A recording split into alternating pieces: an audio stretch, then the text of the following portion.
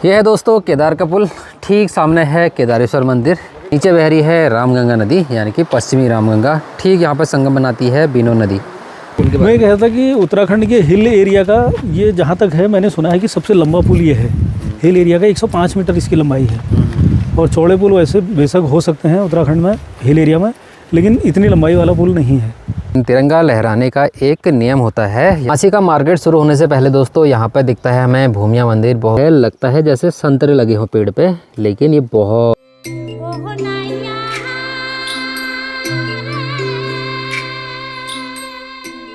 अपने गांव के ठीक सामने वाली पहाड़ी जो नदी पार हैं, देखिए बहुत अच्छी खासी धूप आ गई है वहाँ। बस अपने गांव में आनी बाकी रह गई है। हेलो हाय नमस्कार प्रणाम, मैं हूँ ललित सनवाल और आप देख रहे हैं पहाड़ी विरासत ब्लॉग।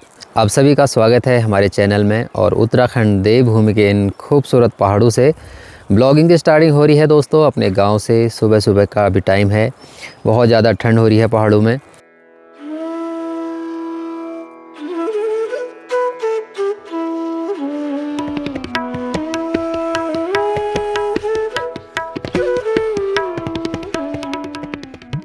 अपना घास रखने वाला जो छोटा सा एक कमरा जैसा था, इसकी रिपेयरिंग करनी है। इसकी जो बल्लियाँ हैं वो सड़ चुकी हैं, तो सोच रहे हैं कि आज इसको ठीक से बनाया जाए। तो अभी पिताजी गए हैं ठीक सामने वाली कुठड़ी की छत पे। उनके पत्थर को एक एक करके निकालना है पैटर्न वाइज।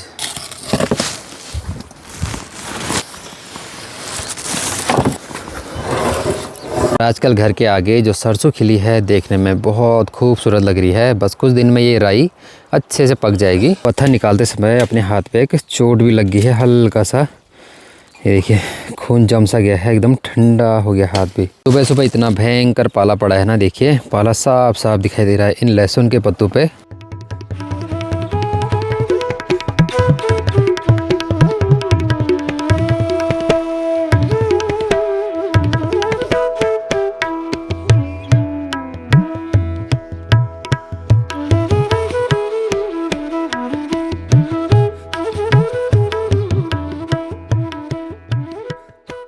तो ये घास रखने वाली कुठड़ी अंदर से कुछ ऐसे दिखती है।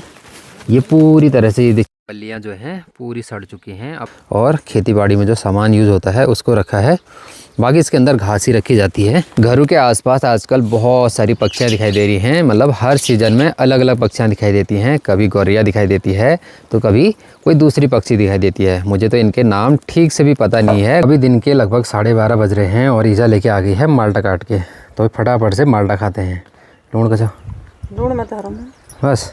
और ठीक सामने आंगन में मेरी अम्मा बैठी है, यहाँ पर धूप सेक रही है। देखिए आजकल पूरे दिन भर चटक सी धूप रह रही है। बस सुबह शाम बहुत ज़्यादा ठंड हो रहा है। तो क्या खा जाए जय दाव। सरसों के पीले पीले फूलों पर आजकल बहुत सारे भौरे गुंजन कर रहे हैं। बस इनका रस चूसने पर लगे हैं और चारों तरफ भौरों की गूंजने की ही आवाज़ आ रही है।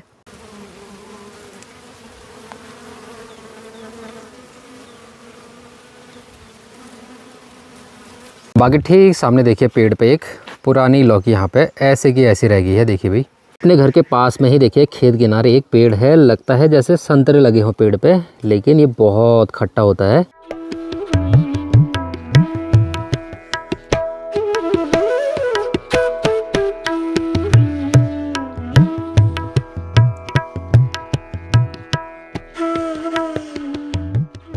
अभी दिन में गुनगुनी धूप में देखिए दोनों बैल बड़े मस्त से बैठे हैं यहाँ पे और अभी एक दूसरे के साथ बिल्कुल खेल जैसे लगे हुए हैं।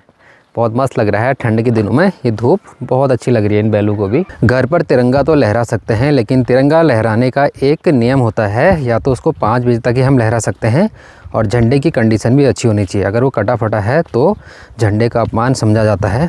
अगर वो कट फट गया है या तो उसको ज़मीन में कहीं पर गाड़ दीजिए। अगर झंडे को 24 घंटे फहराना है तो झंडे के ऊपर एक लाइट लगी होनी चाहिए। स्माइल भी करने। आजकल देखिए तार में हमारे कपड़े कम, बच्चे के कपड़े ज़्यादा दिख रहे हैं। बहुत कपड़े गंदे हो जाते हैं भाई एक दिन में। ठीक यहाँ पे लगी अपने खुद रगड़ने पे ब्रश से हुए हैं और पैर फट जाते हैं वाला आजकल है मिट्टी से गोबर से। अभी दिन के समय देखिए अपना छोटू मस्त मज़े से यहाँ पे धूप सेक रहा है, वो भी मिट्टी वाले घर में। हेलो कड्डो, हेलो गाइस, कैसे लग रहे हैं? आजकल पूरा दिन भर इसी के साथ कट जा रहा है। सबको नौकरी करनी है। इसी की ड्यूटी करनी है। दादा दादी खुश हो गए हैं भाई, बस उनको आजकल किसी से कोई लेने देने नहीं है। क्या निकाला हमसे पे धनी फूल हुआ अभी। बहुत दिनों के बाद अपने खेतों में भी फूल गोभी लगनी शुरू हो चुकी हैं। ये देखिए भाई, बहुत बड़ी फूल गोभी हो रखी है। एक यहाँ पे हो रखी है, यहाँ पे 2-3 वहाँ पे हो रखी है। इस बार जब फूल गोभी लगाने का नंबर आया तो बहुत लेट में हमने फूल गोभी लगाई और उसमें से बहुत कम पेड़ हुए।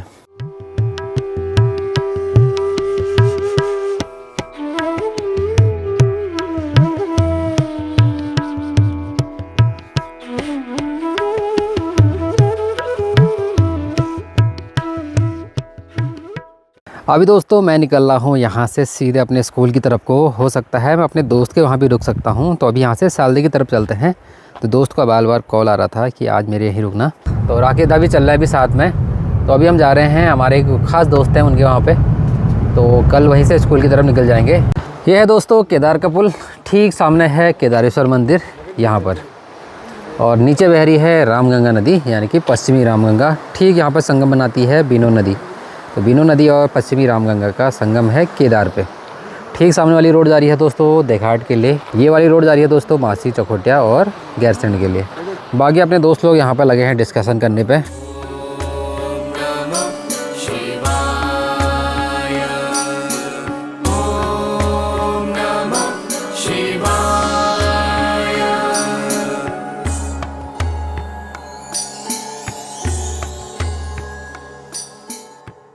मैं कह रहा था कि उत्तराखंड के हिल एरिया का ये जहाँ तक है, मैंने सुना है कि सबसे लंबा पुल ये है।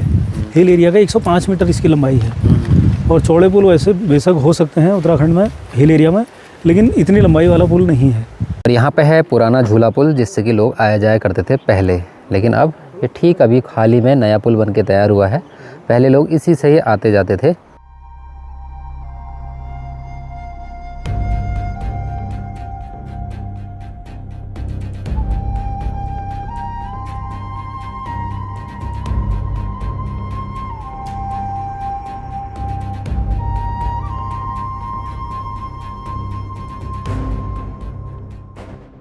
अभी दोस्तों हम पहुंच चुके हैं मासी मार्केट में, और यहाँ से शुरू हो जाता है मासी मार्केट। तो हमको यहाँ से मुड़ना है लेफ़्ट साइड की तरफ, यानी कि गैरखेत वाली रोड पे। हमारे साथ है राकेश दा, नवीन दा चले गए हैं अपनी बाइक पर, आगे आगे चल रहे हैं अभी। मासी का मार्केट शुरू होने से पहले दोस्तों यहाँ पर दिखता है हमें भूमिया मंदिर, बहुत जो कि रामगंगा नदी के बिल्कुल पास में है और बहुत खूबसूरत मंदिर है।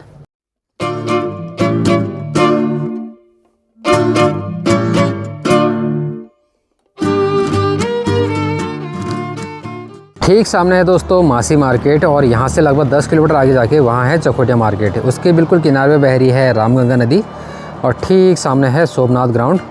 बहुत सारे बच्चे वहाँ पर, कोई साइकिल सीख रहा है, कोई खेलने के लिए आ रखा है। दोस्तों हमें यहाँ से जाना है गैरखेत की तरफ, जो ठीक सामने वाली रोड है। और इस वीडियो को यहीं पर ही क्लोज़ करते हैं। आपसे मुलाकात होगी अगली वीडियो में, तब तक अपना खास ख्याल रखिएगा। मैं आपका दोस्त ललित सनवाल, आपसे अगली वीडियो में मुलाकात होगी। जो लोग भी नए जुड़े हैं चैनल को ज़रूर सब्सक्राइब करें। तब तक के लिए जय हिंद, जय भारत, जय देवभूमि उत्तराखंड।